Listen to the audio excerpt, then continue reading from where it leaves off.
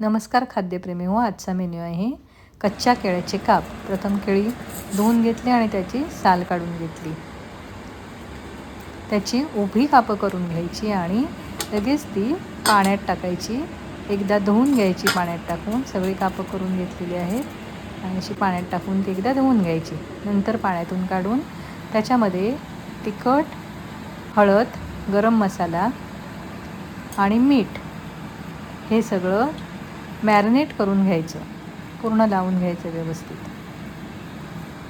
15 minute marinate करून ठेवायचे. नंतर मग फ्राय करायचं. ओके. 15 मिनिटांनी गॅसवर तवा तापत ठेवायचा. त्याच्यामध्ये तेल ठेवायचं, ओतायचं आणि बेसन, तांदळाचं पीठ आणि थोडं मीठ एकत्र मिक्स करून घ्यायचं. आता लो फ्लेमवर हे तेल तापलेलं आहे. त्याच्यामध्ये हे सुक्याच पिठामध्ये हे घोळवून घ्यायचे आणि त्या तेलामध्ये हे सोडायचे. सगळे व्यवस्थित लावून घेतले. त्याच्यावरती झाकण ठेवायचं नाही आणि 5 मिनिटांनी हे परतून घ्यायचे. दोन्ही साईडने परतून व्यवस्थित खरपूस भाजून घ्यायचे आणि हे चांगले कुरकुरीत होतात. करपू द्यायचे नाही. हे तयार झालेले आहेत आणि तिथे भाकरी होत आहे. भाकरी बरोबर आता खायची.